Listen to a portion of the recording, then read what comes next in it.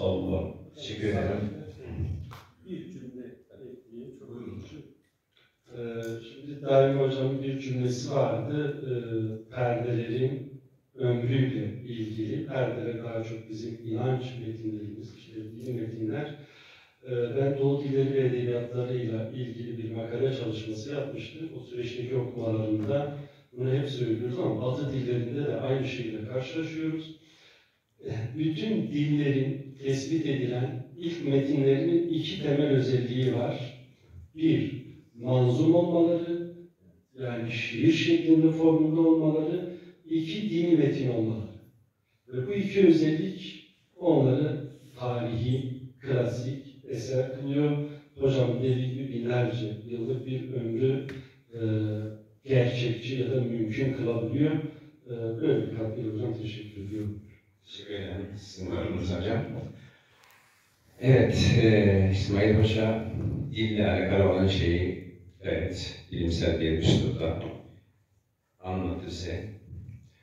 Şimdi benim alanım etnomüzikoloji. Ona ben 44 yıldır sadece müzikle uğraşmıyorum.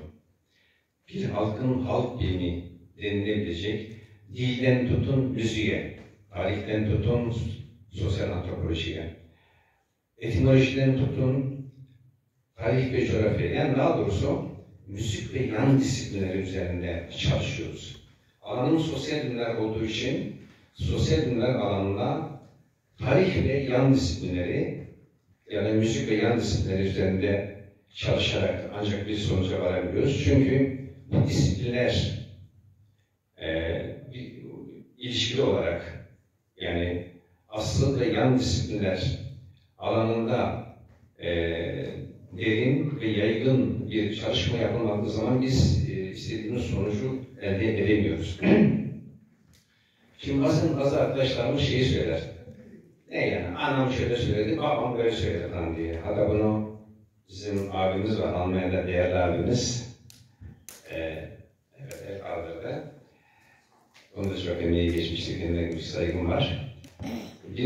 İki sene önce buradaki panelde bir arkadaşımız, üstelik de tarihçi olduğu halde dedi ki, ne yani? Anam böyle söyledi, babam böyle söyledi. Üstelik bu değil, 38 anlatıyoruz. 38 daha yerleri değil. Hayır arkadaşlar. Biz belge bulamadığımız zaman bizim geçmiş kuşaklarımızın bize aktardığı kadim hafıza var. O hafıza birçok şey üzerine ilerleyerek geliyor.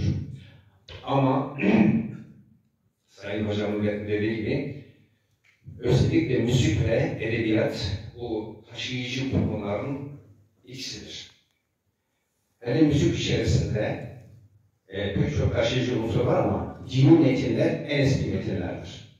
Ben de etnomüzikoloji eğitimi gördüğüm için hem Türkiye'de hem Almanya'da özellikle dini perdeler benim için son derece önemliydi. 3200 dersim alt dizisi derlerim. Bunun şu anda orası perdelerle dahi 172 civarında sadece İtikadi perdeler. Yani ağırlığı sazaca az bir kesimde kurmancı, biri 375 tane de o şimdi 400 diye geçti. Bir de Türkçe değişler.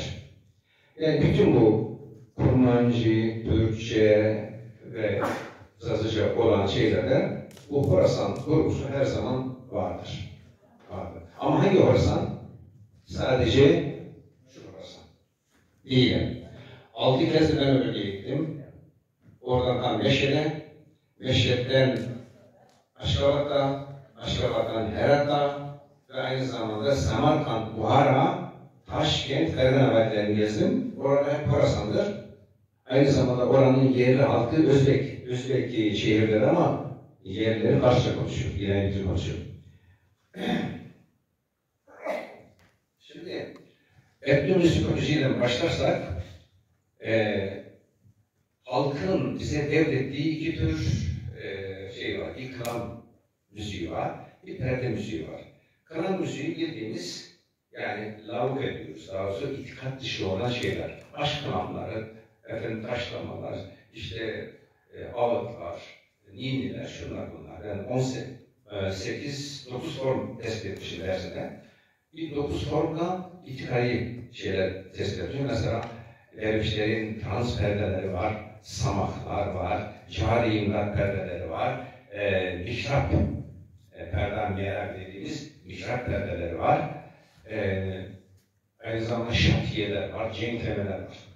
Şimdi bunlar sürekli itikadi perdeler her zaman dini ortamlarda, inanç ortamlarında, yani cemlerde icra ediyor. Nasıl icra ediyor? Hatırlanıyor, tekrarlanıyor ve devrediliyor. Bu 3 periyot var. Devredilince günümüze kadar gelebiliyor. Çünkü kutsal metinler bunlar. Dediğiniz gibi aynı şiirdir. Bunların 800 yıl, 1000 yıl daha uzun gitme şeyi vardır. Direniyor bunlar. Çok direnen yapılar çünkü itikadi metinlerdir. Ama itikat dışı olan metinler yazıya geçmediği takdirde bir ağıt, değil mi? Bir aşkınama 150-200 sene sonra hafızadan düşür. İşte bizim sözlü toplum olarak, etnisite olarak bu kadar eski şeyler var, uğraşmamızın tek nedeni özellikle cem ve cemaatlerdir ve o icralardır.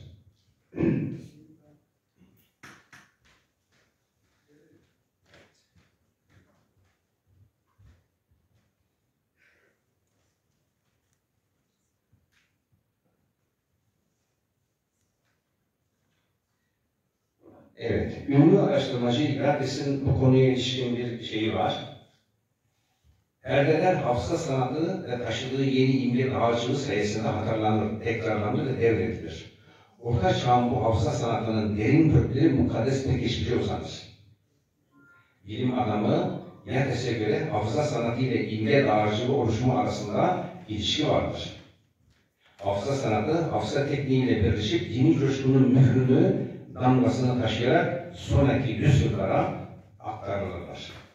Aynı şekilde bilim adamı Asman'da bütün bu ezgilere, bu perdelere söyler, topografik metinler, coğrafyanın topografik metinleri olarak ele alır.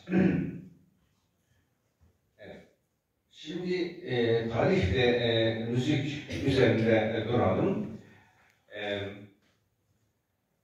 Dersinde bizim kendi insanlarımıza sorduğumuz zaman, tarihimizi sorduğumuz zaman, biz kimiz, nereden geliyoruz diye sorduğumuzda yine dönüp dolaşıyoruz, tekrar uçakların hafızasına başvurmak durumunda kalıyoruz. Mesela, harf-i isim, sepı ve boşta kaydı kılamını isimse o.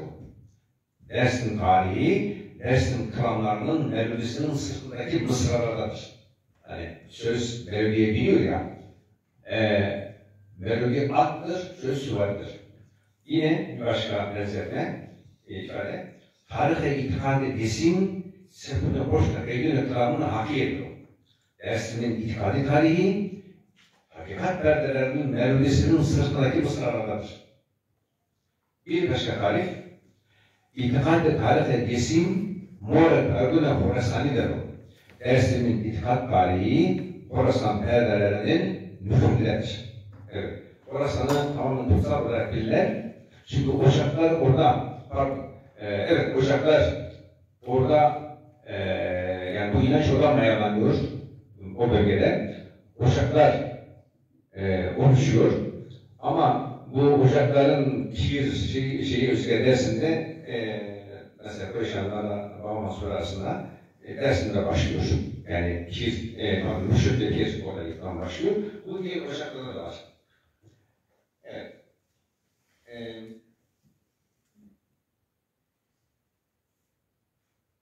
Şimdi Horasan'la Dersim'i anlatan 23 tane perdelerdir. Yani 172 perdenin 23'ü tamamlı.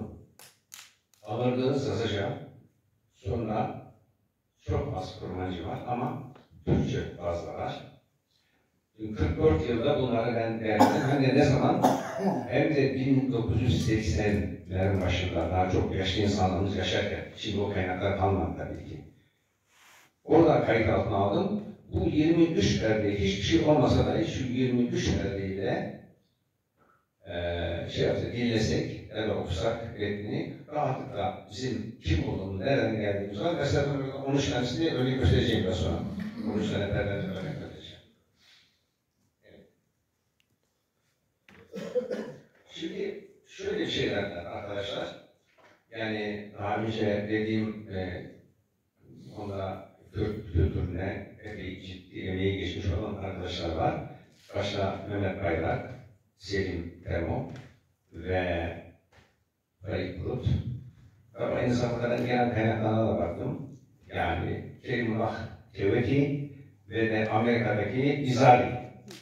Hatta İzadi ile ben Paris'te Mehmet Bozaslan'ın oğlu, tarihçi oğlu, Hamit Bozaslan'la orada tanıştım, birebir görüştüğümde. Şimdi arkadaşlar diyor ki, bizim bu anlattıklarımızı hayır diyorlar.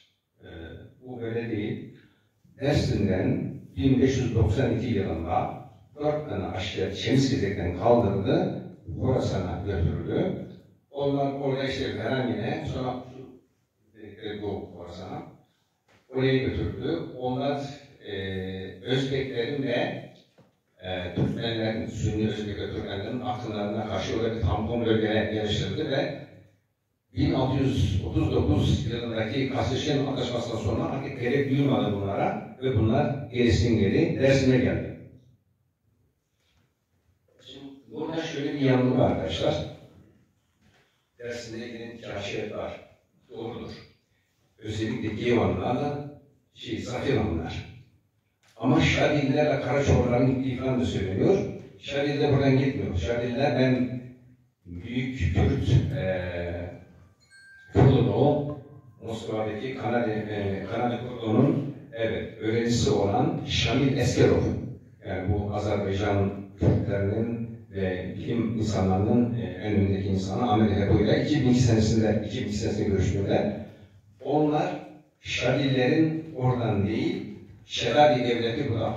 Şeradi Devleti Cengiz'in torunu tarafından, Gülegan tarafından yıkıldıktan sonra onların bir bölümü oradan Horasan'a götürülüyor. Bazıları Maraş'tan götürülüyor. Bazıları Karaçor'dan oraya bizim Karaçor var. Doğru. Ben eskiden biliyorum hep buradan götürdükten zannediyordum. Oysa İranlı Kerimullah Teveki şunu söylüyor. Diyarbakır'la Van arasında da bir Karaçor var. Karaçor, büyük muhafaza var. Evet, giden onlar oradan gidiyor. Mesela İzollar gidiyor. Karaca bölgesinden.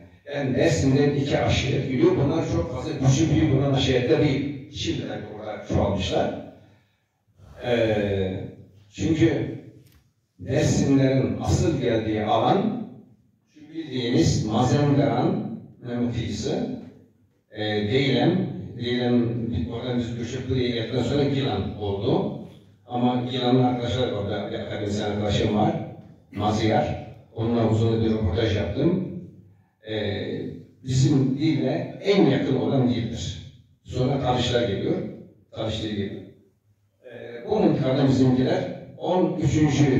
yüzyılda 1128-38 yıllarındaki o kıyımlarda peyderpey geliyorlar. Anadolu'ya, Rumeli'ye göçüyorlar.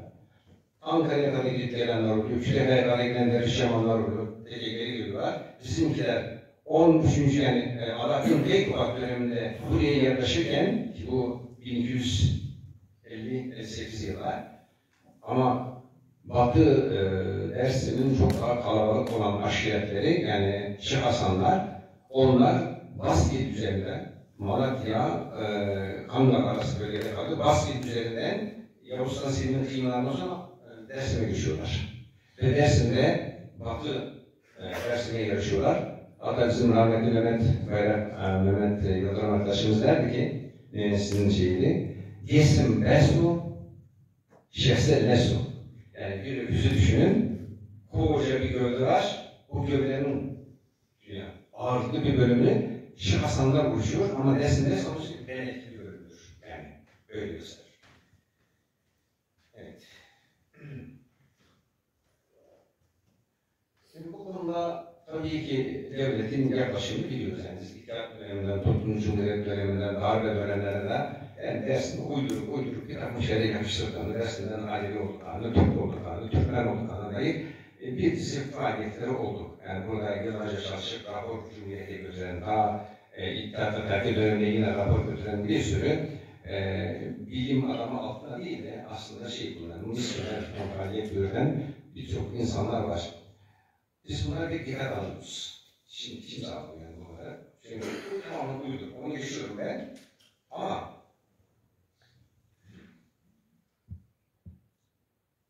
evet. Demek istediğim Şemis-Fizik'ten sadece 2 tane aşiret büyüyor. 4 aşiret büyüyor. Şimdi Şemis-Fizik bölgesine geldi. Şemis-Fizik'e geldiğimizde Şemis-Fizik, tarihi Şemis-Fizik üzerine en iyi çalışmayı yapan Profesör Doktor Mehmet Ali Ünal. Tamamen Osmanlı salnamelerinden ve tahrir defterlerinden çalışmaları yaptı. Yani burada 4 aşiretin, hani bir ara diyor ya, İdrisi, Bitlisi, yok Şeref Han'ın Şeref Han diyor ki, Şemis-Fizik demek Kürdistan demektir.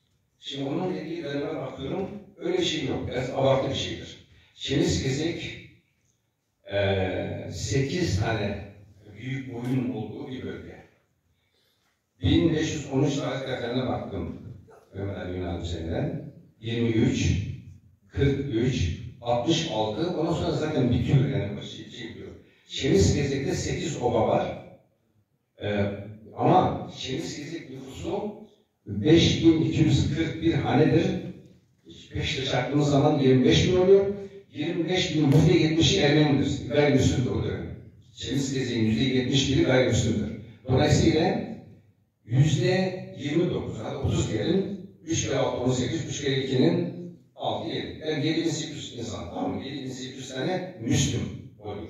Şimdi bunlardan 2 tane aşiret gidiyor. Dolayısıyla bu pek fazla bir şey yanında değiştirmiyor. Çünkü gittiği yer bizim Horasan'ımız değil yani. Geldiğimiz Horasan bura. O Horasan'da var.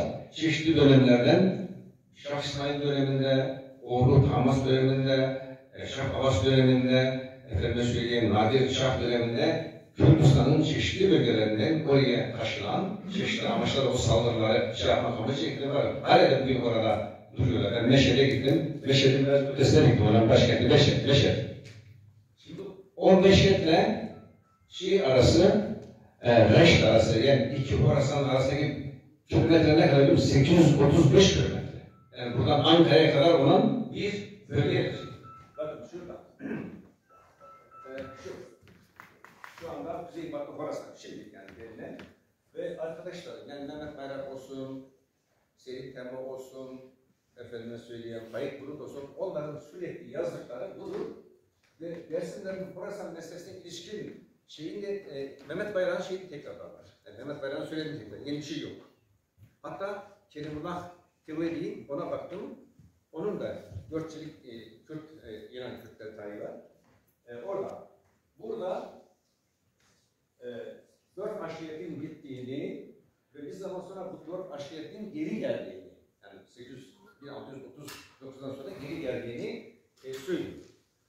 Şimdi biz şunu söylüyoruz. Tamam, 4 gitmeleri 2 geldi. Kabul eden 4 gitti, 4 geri geldi. Diyorlar ki, işte oradan geri geldikleri için bunlara deniyor. Bunlar öldüklerinde biz Horasan'dan geldik dediler. Bu Dersimlerin tarihi Horasan'dan geldiği hafızası bunlar alıyorlar. Yani siz şunu söylüyorsunuz arkadaşlar. Tamam onlar geldi böyle söyledi. Onun da belgesi yoktu bu arada söyleyeyim. Öyle belgesi yok. 60 tane aşiret Dersim'de var. 12 ocak var değil mi? Bunların Kahire ekserinde hepsi biz Horasan'dan geldik. Horasan. Hocam çok özür dilerim. Ben yine o yakaya gitmem. Kusura bakmayın sevgili dostlar. Şimdi 60 aşiret 12 ocağın Horasan şeyini bilemiyorsunuz. Horasan geldi gittisini önemsemiyorsunuz ama 4 aşiretin buradan oraya gidip gelişini önemsiyorsunuz. Şimdi burada 4 aşiretin hafızası değil, 60 aşiret ve 12 ocağın hafızası geçerlidir. Onu belirteyim. Sonra bir diğer tarafta mesela derler ki Dersim, Kürdistan'ın en kadim bölgesi. Dersim'de öteden değil, hep buralardaymış. Hep buradaymışlar. Yani Horasan'dan gelmemişler. Sadece 4 aşiret gitmiş gelmiş, bu Horasan'ın kendisi de bundan ibarettir. Öyle değil arkadaşlar.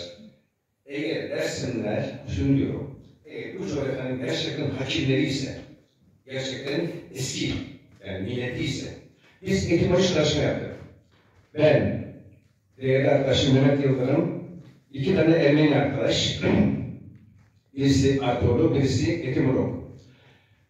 434 Dersim köyünü 1986 Mezra ilçeler dayılan. Bunun üzerinde 2014'te evet, 18 arasında bir çalışma yaptık. Ne çıktı biliyor musunuz? Dersim'de oturan köy isimlerini yaptığımızda yerleşkelerin %53 Ermenice çıkıyor. %53 Ermenice çıkıyor. %19-21 Zazca çıkıyor. %3 Süryanice. %5 Rumca. %5 Türkçe. %7 Kürtçe. Şimdi eğer biz gerçekten bu coğrafyanın eski kadim halkı olmuş olsaydık, yani Horasan'ın gelmeseydik, normalde o %38, 53 oranın bizim olmamız gerekir. Yani Zazaca yerleşkeler olması gerekir.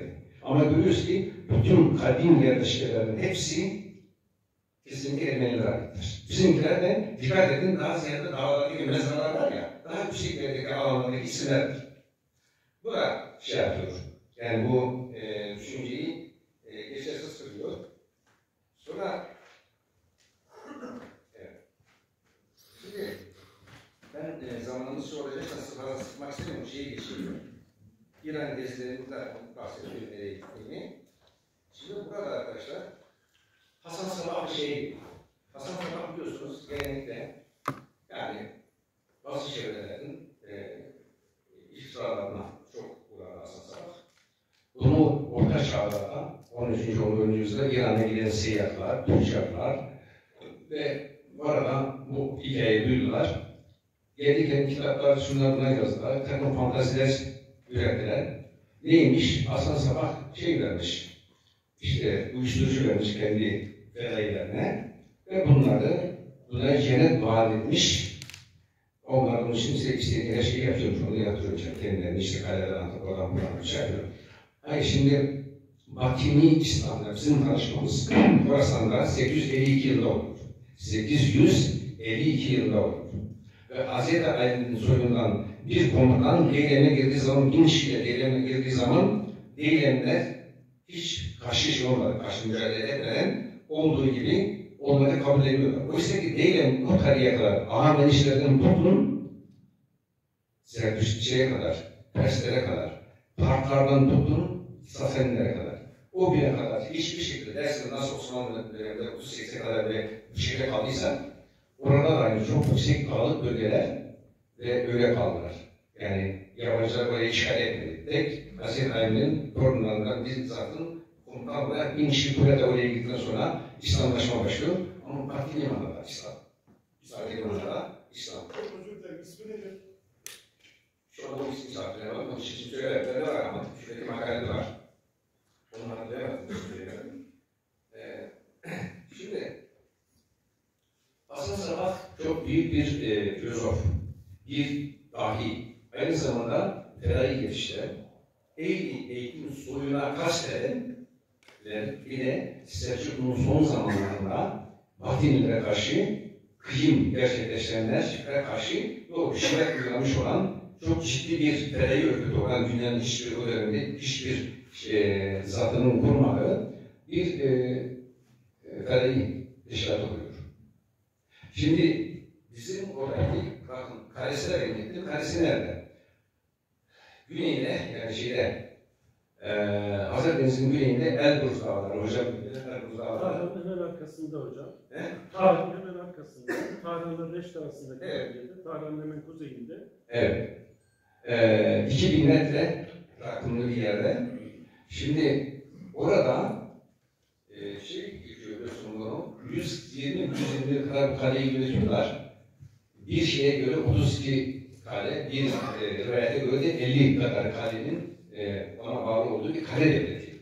Hatta bizim dersinde bizim okuduğumuz şey var ya, Vengardo denmesiyle seni bu, vaydi Kiris'ü dikara o hidesiyle o. Seni çağırıyoruz dağların Seyit Hasan'ı, sen ki diyor 32 kale ve 300 gün serdar diye. Hasan Sabah gerçeği tamamen çarpıtıyorlar ve bizim kültürümüzde Hasan Sabah gerçeği var. Alamut da var. Alamut Kalesi de var. Hasan Sabah da var. Yine Teberistan'da, Emre'de Teberistan'ı biliyorsunuz. Teberistan'ın Eba Müslüme Teberide var. Eba Müslüme Horasan'da var. Ben bu toparlayayım. Son örnekler vereyim şeye. Pek çok örnekler var ama sizi daha fazla yormak istemiyorum. Şimdi sıkıcı olur. Şurada. Şimdi biraz önce biz 3 tane parça okuduk. Parça dediğim kare okuduk daha doğrusu. Orada Horasan'da geçiyor, Sivas'ta geçiyor. Yani o geniş coğrafya. Diğer tarafta işte Eba Müslüman Horasan'ın çağrı var. Öbür tarafta Seyidesinin Buğday'ın Hasan Sabah çağrı var. Diğer tarafta onun Moğol Eşav Beşiktaş Ahmet, yani uğursuz ve suratsız Moğol geldi. Açlık yıllarının çekirgesi gibi başımıza bela oldu. Köyleri yaktı, Alamut Kalesi'ni yıktı ve talan etti. Yıkıyorlar ve talan ediyor çünkü binlerce yazma eser var. Bu yazma eserlerin hepsini getirip yakıyorlar ya da ul var, Tarakan Vadisi'ne falan döküyorlar. Şimdi burada evet, şeyden alayım. İngiliz Horasan'da 40. sayfadan itibaren alıyorum arkadaşlar. Size özellikle bizim kendi hafızamızdan örnekler vermek istiyorum. Şimdi bakın iki tane Horasan var. Horasan var, Horasan var. Dersin hafızasında işte Horasan hiçmiş. Bir tane böyle rastlayalım. Yani olsa çok önemli. Gerçekten rastlayalım. Başka bir şey geliriz sonra. Şimdi soru soracaksınız tabii. 48 makalenin 41. sayfası. Yani hocam onu okurken de bir şey söylemiyorum. Horasan, Doğu ülkesi, güneşin doğduğu yer, güneş ülkesi demek etimolojik olarak da. Tam da yine hocamın bahsettiği o coğrafyayı imleyen bir kelime ismi olarak da. Aynen bir de şey hocam, mesela Kureşanlara, bizden ne diyoruz Kureşanlara? Kuresu diyoruz değil mi? Kuresu. Orada da Horas değil mi? Horas değil mi hocam? Hocam konuyla ilgili siz örnekleri bulana kadar iki cümle kullanabilir miyim? Şimdi Zazalarla İslam'ın ilk tanışması ve Şafii Zazalarla Alevi Zazalardaki seyitlik iddiasıyla ilgilendiğimizde işte bizim sözlü tarih geleneğinde yaşlarımızdan hep duyduğumuz şey. Tarih okumalarında bu bahsettiğim çalışmalarda şöyle bir şey çıkıyor karşımıza. Zazalar ilk defa 644 yılında Kadisiye Savaşı esnasında Müslüman Araplarla temas ediyorlar. Müslüman ordunun başında Hazreti Ömer döneminde malum Sad diye bir makas var, komutan yönetiyor. Ama bir türlü Safevi, Sasani ordusunu aşamıyorlar. Şah'a gidiyorlar, günlerce devam ediyor. Ciddi bir başarı elde ediliyor fakat otağın etrafında bir hale var. Bir hat var, orayı aşamıyorlar. Bunu yukarıdan izlediğinde görüyor. Şuradakilerin kim olduğunu bana tespit edin dediğinde karşısına değilemli, ücretli askerler tespiti gelir. O halde onlara şu teklifle gidin. Siz Fars değilsiniz, onlar için parayla savaşıyorsunuz. Biz 2 mislini vaat ediyoruz size. Madem ki para için savaşıyorsunuz, bizimle savaşın, bizim yanımızda durun, 2 mislini vaat ediyoruz. Ve bununla birlikte bir kırılma yaşanıyor. Kabul edenlerin arasında 3-4 kişilik rivayetlerde bir İslamlaşma süreci, Müslüman oluyorlar ve daha sonra Deylem'e döndüklerinde orada gelişen bir İslamlaşma süreci var. Bunu destekleyen bir veri de merhum Kerbela faciasında şu hani hafızamızı süsleyen bir tablo var Ferşçiyan'ın Esre Aşura. O facia sonrasında sağ kalan çocuklardan bir grup can havliyle kaçarken Deylem coğrafyasına gider, sığınır. Bunun 2 sebebi var. Birincisi oranın çok sağ ve çok güvenli bir bölge olması, Deylem'in savaşçılığı. İkincisi ise daha önceki dönemde bir tanışıklık var. Oraya gidenler var. O izin takibidir oraya götüren. Ve orada başlayan ilişki Hz. Muhammed'in de mensubu bulunduğu Kureyş aşireti ve diğer taraftaki seyitlik iddiasını desteklemiş. Yoksa malumunuz, hep bizimkilere de söylerim, benim seyit olabilmem için, birinin seyit olabilmesi için işte Hz. Peygamber'in soyundan gelmesi gerekiyor. Bunun için de ya Hz. Peygamber'in Zaza olması gerekiyor ya da ben seyidim diyenin Arap olması gerekiyor. Başka teknik bir açıklaması yok. Teşekkür ederim hocam. Sayın hocam bir şey sorabilir miyim? Hocam sana soru veriyoruz sorsanız. Soruları Bitiriyoruz, soruyu sorarsınız. Bitirelim o zaman. sorular bittikten sonra söz hakkı vereceğiz. Zaten 5 dakika için bitireceğim. Evet. Şimdi evet yani o bölgeye ben bir daha Horasan'da tabii bir yandan evlilikler oluyor, bir yandan tabi olmalar oluyor. Biliyorsunuz Muhammed Soyun'a evliliğiyle tabi olma oluyor derken ondan sonra ocaklar teşekkür ediyor. Yani oradan o şeyden gelen değil mi? O soydan gelen insanlar ocak sırada olmuş oluyor. Diğerleri de tarik oluyor zaten. Tarikler biliyorsunuz 1138 arasında Baba Mansur'la yaşayanlar akrabalar. Ve onlar kendi Habib aşiretleriyle beraber nereye gidiyorlar? Buraya gidiyorlar. Buraya gidiyorlar ve Dersim'de ilk kez yaşanan bunlar. Daha sonra diğerleri tabii gidiyor. Neyse bir şeyler. Şimdi bakın şunu söylüyorum. Erde kırmancı yol değilsedir ki vaktinde cümle gelelere kan ustura başını mor korasan be. Aynı diyor. Kırmancı yani kırmancı kararları ve Türkçe deyişler batini inançlar birbirinden bağlı müteşirler. Hangi dilde söylenirse düz Horasan arasında açılar, diğerlerinden bacı ve kardeşlere Baba Mansur'un baba düzünü söylüyor. Evet, aslında. Evet. Şimdi şu anda aramızda Zeynep Esen arkadaşım var. Bir Zeynep Esen'den derledim. Zengi Mamendo, Zengi Eva Müslüme Horasano, Seyit Bahtare Faji, Revdi Kılavuzu Hediye Faji, Neyi Emamen Bedin Era, o Kıdüs'e Faji. Yine şimdi geçeyim. Mesela Horasan üzerine Horasan biliyorsunuz şimdi dersinde zaviyeler var, tekkeler var ve dergahlar var. Yani biz hep şey zannediyoruz. Yani insanlar zaten keramet var. Tamam. Keramet ehli insanlar. Ama bunların bir de neyi var? Bir de burada zaviyede ders verme durumu söz konusu. Yani Kureyş zaviyede ders veren müderristir. Aynı şey öyledir. Baba Mansur da öyledir. Diğerler de öyledir. Buna ilişkin bir sürü de zaviye, tekke ve yerlerini falan dersinde tespit ettim. Evet, ne diyor bana Kureyş'an Hoca'yla diyorlar? Horasano, Zara Kurasano, Basara bir Zerre Menestu, Zerre de Kurbantan, Zerre de Kurasano derse darlo, defteri Zerre Edim Okan. Mikrofonu kullan hocam. Mikrofondan uzak konuşuyoruz. Ses gelmiyor. Evet. Horasan Kureyşanların ocağıdır. Ceddim Kureyş'in attığı ateşli oğlu Menekoseli Zerre'de Gülbant veriyor. Ceddim Kureyş'tir, ders verendir. Zerre'nin defteri kadimdir ve eskidir. Elindeki defter kadimdir ve eskidir diyor. Bir başka şeye giriyor. Alaaddin Keykubat dönemine giriyorlar. Alaaddin Keykubat'ın Kureyş'i fırına atma olayı üzerinde şu söyleniyor. Kafir tu tazo kartı o gune kandı şutu. Ma'araka sade o ramutu çinetu. Hatta ne kadar keşfiye kanıtu. Doğumda zeme hakiye mine buta neysenetu. Tevbi. Zerre Horasani. Tevbi. Kafir senin taşın tahtını kimin kanıyla yıkadın? Ben alın terime gittim ve piştim. Şimdiye de kimseye tuzak kurmadım. Ben inanç bulalası hakikat ceminin sazını çaldım. Tez gel. İşte Kureyş'in cepti, tez gel diyor.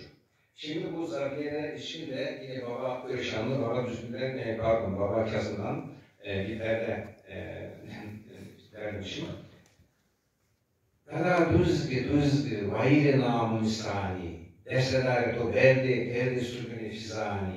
Derge o tekkayet gesine kerde hamı hopani. Nika uzak bir hami toluk kutre geri yabani. Ey düzgün, namun şan sahibisin. Ders verenlerinin, müderrislerini götürüp Fizan'a yani Libya'ya sürdüler. Dergahta tekkelerini yaktılar, Han harareye çevirdiler. Şimdi ocaklar ham işlevsiz kalmış, taliplerin, derdilerin peşinde.